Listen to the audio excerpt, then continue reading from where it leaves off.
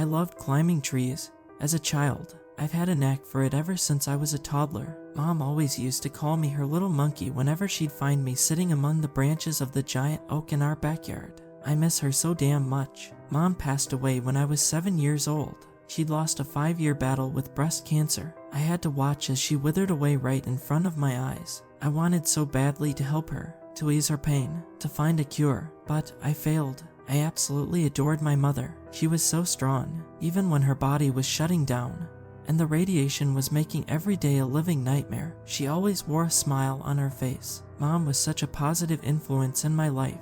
When I was with her, I felt like I could do anything. She was a star shining bright in an endless sea of black, and when her light was snuffed out, all that darkness came crashing down on me. Dad didn't take Mom's passing well. I'd always thought he was someone I could lean on, someone safe, but the bottle turned him bitter. Dad couldn't go more than a few hours without a drink. Even now, I can't picture him without a beer in his hand. It got to the point where he didn't keep track of me anymore. He stopped caring about me, and that left me ample time to act out. For me, that wasn't vandalizing property, or smoking weed or shoplifting like any other troubled kid might do. No, for me, getting into trouble was stealing eggs. Such a strange coping mechanism, right? Somehow, I found it therapeutic. That fateful day was no different. Huh, dingo, I yelled, hoisting myself up to eye level with the bird's nest tucked into the corner of a bough on the tree I was climbing. A single speckled egg was nestled within. I pumped my fist and snatched it. I was careful not to crack the egg as I descended the branches. That part would come later. I jumped down the last few feet, landing on the leaf-littered ground with a soft thump. A wide grin plastered itself across my lips. This was going to be fun. I cocked back my arm and aimed for a nearby birch, but right before I let it fly, I felt something. A small crack was erupting across the egg's spotted surface. I lowered my arm, staring incredulously at the little creature trying to break free from its prison. This had never happened before. I was awestruck. I watched as a jet black beak emerged, slowly chipping away at the brittle shell. Soon, a bulbous head followed, and eventually, the hatchling was in full view. Ugly little thing, I thought to myself. Though it looked a bit repulsive, I couldn't bring myself to abandon it. I didn't know if the mother would reject the baby after I'd touched it, but I didn't want to find out. I shuffled home with it, plucking some earthworms from the dirt along the way. I didn't know much about birds, but in my mind, I was this little one's new parent. By the time I arrived home, the sun was beginning to dip below the horizon, bathing the sky in a beautiful blend of orange and purple and pink. As quietly as I could, I pulled open the screen door. I clutched the bird close to my chest. As I softly shut the door behind me, the gentle click sounded thunderous to my ears. I prayed that Dad hadn't heard me. I apprehensively peeked my head around the door frame to the living room. Dad was snoring in his armchair. His meaty hand was dangled close to the ground, a half-empty bottle of Coors leaking its contents onto the stained carpet. Perfect. I tiptoed to my room, careful not to wake Dad. The last thing I needed was for him to catch me red-handed. I didn't want to know what he'd do to my new pet if he found it, and I wasn't planning to find out. I grabbed an old t-shirt and a shoebox and crafted a little makeshift nest. I delicately placed the baby bird inside. It looked so fragile and helpless. Its eyes were squeezed shut, and I couldn't help but feel a pang of pity upon seeing its featherless body. I placed the worms in a container by the windowsill and turned back to the hatchling. "Don't go anywhere. I'll be right back with some water," I told it as if it could understand me. I crept to the kitchen and grabbed a glass, ensuring that the water was flowing as silently as possible. Once I was done, I made my way back to my room. I reached for the knob, but stopped. "Jack," my father's raspy voice echoed throughout the house. My hands began to tremble as I turned to face him. Dad was sitting up now. He downed the remainder of his beer and made eye contact with me. His sickly, yellow scleers sent a shiver running down my spine. "Yes, Dad." He scanned me up and down, then huffed. "They'll get me another beer." I nodded and did as I was told. I hesitantly extended a fresh Coors to him. Dad went straight past the beer and grabbed my wrist instead. He pulled me in close and studied my expression. I could smell the alcohol on his breath. "What were you doing out in those woods today?" "Nothing, I promise." Pain streaked across my left cheek. Tears began to well in my eyes. "Don't lie to me, boy. I'm gonna ask you one more time, and you'd better tell me the truth. What were you doing out in those woods?" "I was climbing trees, that's all." I promise, Dad, that was it, I sobbed, tears streaming down my cheeks. He released his grasp, and I instinctively tumbled back. He glared at me, those hazy, resentful eyes boring a hole into my chest. All right, but if I find out that you're lying, I'll whip your ass until you can't sit for a month. Now get out of my sight. I scampered to my room, careful not to slam the door. I placed the water on my nightstand and slumped into bed. I screamed into my pillow. I screamed and screamed until my throat was raw. Why couldn't Dad just leave me alone? I wasn't a bad kid. After I finished letting it all out, I wiped my face and sniffled, glancing at the baby bird lying in its shoebox. I smiled weakly at it. At least you're okay. I awoke the next morning to the tantalizing aroma of eggs and bacon wafting from the kitchen. I groggily opened my eyes and peered into the shoebox that lay on my nightstand. My new friend was snoozing soundly. I need a name for you, I said, leaning against my headboard. I've got it. I'll call you Lucky because you're my lucky charm. What a perfect name, I thought as I threw on a t-shirt. I shuffled into the kitchen to find Dad putting the finishing touches on breakfast. Scrambled, right? He asked, placing a plate before me. Yep, thanks Dad, I said, shoveling a forkful of food into my mouth. Dad didn't cook breakfast much. I'd come to realize that it was sort of his way of apologizing. No problem, kiddo. Eat up or you'll be late for the bus, he replied, flashing me a warm smile. I knew what he was doing. I wasn't stupid, not by any means. Deep down, I was fully aware that a hot meal didn't even begin to make up for what Dad had done to me. But in all honesty, I was just glad to share a moment with my father where he wasn't drowning his sorrows. That day at school, I couldn't stop thinking about Lucky. How could I determine if a bird was a boy or a girl? What species was Lucky? And more importantly, how could I make sure that Dad never found out? I was determined to keep my secret safe, no matter what. That little bird was mine now, and it was my job to protect it. I beelined straight for my room. When I made it off the bus, I threw open the door, half expecting to find an empty shoebox. But when my eyes fell to my nightstand, my jaw hit the floor. Lucky was sitting in the exact same spot. Only now, the hatchling was staring at me. But that shouldn't have been possible, right? I rushed over to the shoebox and scooped up the baby bird. Black feathers coated nearly the entirety of Lucky's skin. Birds don't develop that quickly. I should have taken that as a sign that my new pet wasn't normal. Growing like a weed was an understatement. When I awoke the next morning, I felt something pitter-pattering across my chest. My heart fluttered and my eyes shot open. I soon came to the realization that the tiny taps I felt were claws. Lucky peered back at me, head curiously cocked to the side. Good morning. Buddy, how do I wait? You got bigger, I murmured, studying my pet. Now, Lucky was the size of a grapefruit. That how? Lucky's eyes suddenly fixated on something to my right. The bird's gaze was locked, unwavering. I slowly traced its stare. The container of worms had been tipped over, and there were none left. Oh, I get it. They're hungry. I'll go get you some breakfast, I said, leaping from my bed and carefully sliding my door open. I glanced back at Lucky and placed a finger over my mouth in a shushing motion. My feather friend obviously didn't respond. I tiptoed out of my room and past Dad's armchair, where he was slumbering soundly. I didn't make a peep as I retrieved a box of Cheerios from the cupboard. I silently crept back to my room. Dad stirred, sending fear jolting through my chest. He rolled onto his side and continued snoring loudly. I breathed a sigh of relief. I didn't need Dad accusing me of stealing food. Lucky hopped up to me. I began to trickle Cheerios from my hand, giggling as the bird eagerly gobbled them up.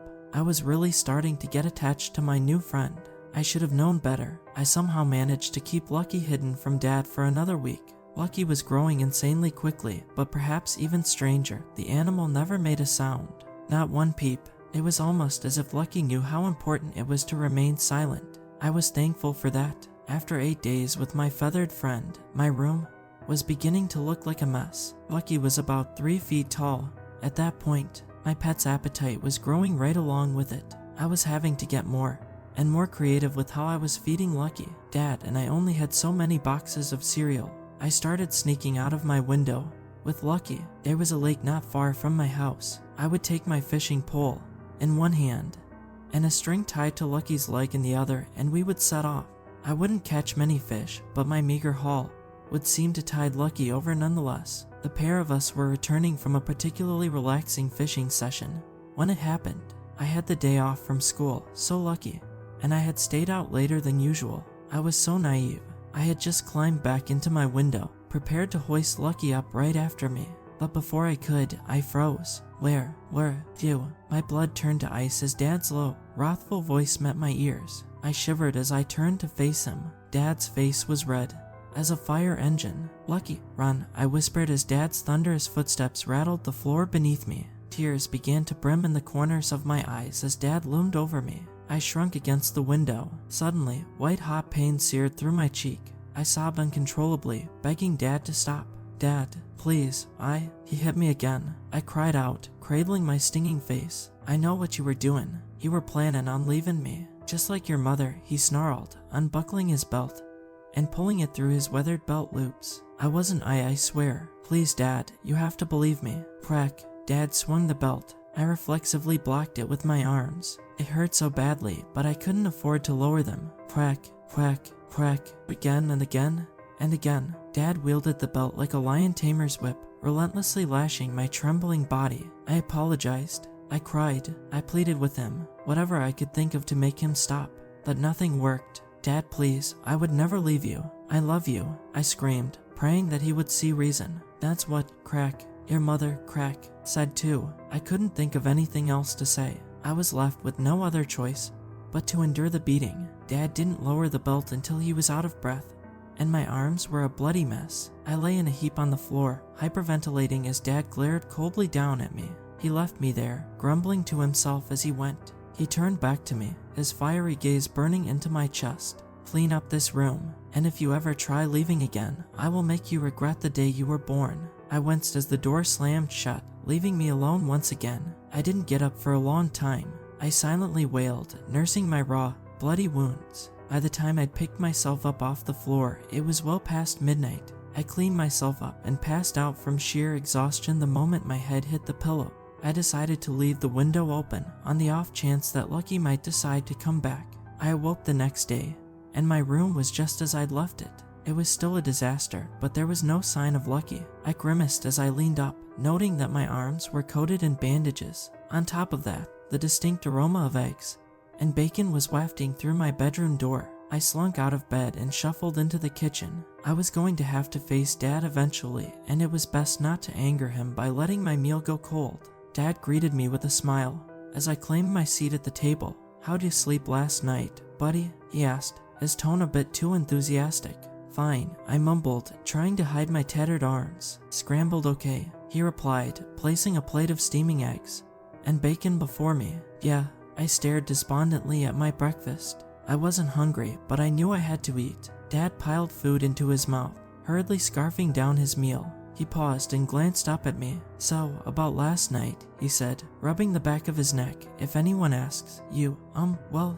I fell." A sense of ease settled over Dad's features. I was playing in the woods, and I fell into a ravine. I couldn't bring myself to look him in the eyes. Dad ruffled my hair. "That's a good boy." He didn't need to worry about excuses. After the third or fourth incident, my teacher stopped asking about the bruises. I think she knew, but she was too afraid of the backlash she'd receive if she spoke out. I don't blame her. She didn't understand the full extent of what was going on. I didn't see Lucky for a while. After that, I was beginning to worry that I'd never see my pet again. Did Lucky abandon me? Did my bird find a new little boy to stay with? Or worse, what if Lucky was hurt somewhere and I had no idea? After a week and a half with no sign of my feathered friend, I couldn't take it anymore. I was aware of the consequences if Dad found out, but I needed to know that Lucky was okay. I decided to go searching through the woods after school.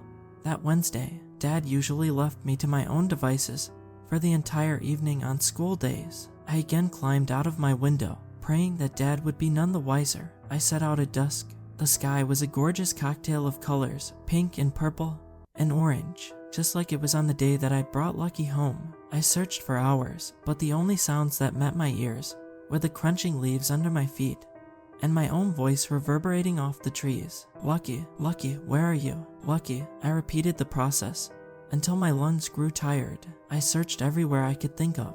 I even circumnavigated the whole lake, to no avail. I knew that I couldn't stay out there forever. It was well past my bedtime when I dejectedly made my way back home. It felt like someone had torn out a piece of my heart. Lucky was my best friend, my only friend, I didn't want to be alone again. I made it back to my room without incident. I was able to slip in the window and slide it shut without awakening the bear. I plopped down onto my bed, quickly swiping away the tear that had begun to trickle down my cheek. How could Lucky leave me like that? He wanted to go. Fine, stay gone, I muttered, rolling onto my side. I was ripped from my stupor by the sound of my rumbling stomach. I had been so preoccupied with finding Lucky that dinner hadn't even crossed my mind. I snuck over to the door, hoping to pilfer some leftovers from the fridge. I was starving. I lightly pushed open my door. With bated breath, I slipped out of my room and tiptoed past Dad's armchair. He was facing away from me, but it sounded like he was fast asleep. He'd better have a damn good reason for leaving that room. I froze. My appetite suddenly vanished. My whole body began to tremble as I slowly turned around. This couldn't be happening. Not again. I was just playing in the woods. I promise. Wise. Dad spun to face me. He was angrier than I'd ever seen him. His muscles were tense, and I could see a vein protruding from his temple. He clutched an empty glass bottle in his hand, so tightly that I thought it would smash to pieces at any moment. I told you that you'd regret leaving. I meant that, Dad said, tears welling at the corners of his eyes. His expression softened slightly. Then, as if a switch had been flipped, he smashed the bottle against the wall. He pointed the sharp, jagged remains at me, sending my heart pounding like a jackhammer. You want to leave so bad. Well, I can't lose you. Not like your mother, so I'm gonna make sure that you never leave again. Dad took a step toward me. My eyes grew wide as dinner plates. Dad was walking like he was underwater, each slow footfall bringing him slightly closer to me. He was mere feet away when finally my fight or flight response kicked in. My brain chose flight. I darted through the kitchen and threw open the door. Dad wasn't walking slowly anymore. He was chasing after me. I sprinted from the house with Dad hot on my heels. Though I knew he was hammered, Dad was gaining on me. It was as if the alcohol only steeled his resolve. I ran as fast as my little legs could carry me, guided only by the moonlight trickling through the canopy overhead. The cold burned my cheeks as I bolted past countless shadowy rocks and trees. Dad was beginning to close the gap. I just had to get away. I could see the clearing to the lake not far ahead. If I could make it there, I was confident that I could escape. Dad had never learned how to swim. 30 feet, 20 feet, 10 feet, 5. My lungs screamed at me to stop, but the adrenaline was propelling me forward. I was so close. Right as my feet crossed the threshold, my foot caught on a root protruding through the dried leaves. To my horror, I was sent sprawling to the ground. That gave Dad the perfect opportunity to strike. You're a fast little bastard, I'll give you that, he panted, hands on his knees. You've had your fun, but now it's over. It's all over. I'm gonna make us one big happy family again. Me, you, and your mother. The moonlight glinted off the jagged edges of the bottle as Dad towered over me. My brain was racing a million miles per hour. This couldn't be the end. I had so much that I still wanted to experience, so much life that I wasn't going to get to live. And then I heard it, the flapping of wings. I squeezed my eyes shut and screamed as loudly as I could muster. Lucky, help. I felt a massive gust of wind sweep the leaves beneath me as I opened my eyes. Dad had his back turned to me. His jaw fell open at the sight of the monstrous bird before him. Lucky stared down at him coldly. The animal was easily 7 feet tall with a wingspan that I couldn't even fathom. Enormous was an understatement. Dad was paralyzed by shock or fear, I don't know, but I couldn't be more thankful for my feathered friend at that moment. What the? He never got a chance to finish that sentence. Lucky's beak suddenly thrust forward and lodged into Dad's throat. Blood spewed from the open wound as he crumpled to the ground. I'll never forget the wet gurgles that escaped his lips as he took his dying breaths. And those eyes, Dad's glassy, exanimate eyes met mine as his life faded away. I couldn't hold it in any longer. I raced over to Lucky and threw my arms around the bird's gargantuan body. I sobbed into those jet black feathers, releasing the concoction of emotions that had been bubbling inside of me. Rage, anguish, relief, they all flooded from my system like a tsunami. I felt Lucky's wings drape over me as if embracing my quivering form, just like my mother used to do when I was little. Through my cries, I softly whispered, "I'm so glad you're okay. Thank you." I don't know how long we stayed like that, me wailing into the chest of my former pet, while the bird consoled me. It was almost healing in a way. Once I had no more tears left to cry, I released Lucky. I received one final nod from my friend, as if to say that everything would turn out alright, And then, Lucky took off into the cloudless night sky. My aunt took me in after that. She'd had no idea what my father had been doing to me, or I'm confident that she would have taken me away sooner. She gave me a good life, a better life, one that my dad never could. I still think about Lucky from time to time. My aunt kept the house that I grew up in and gifted it to me when I turned 18. I go back there every once in a blue moon. I like to sit by the lake and think of all the fond memories I made there. Unfortunately, I haven't seen Lucky since that night. I don't know if our paths will ever cross again, but I hope that my feathered friend is doing well. I have a feeling that Lucky is thriving, because sometimes, if I listen closely, I can make out the sound of giant wings flapping in the distance.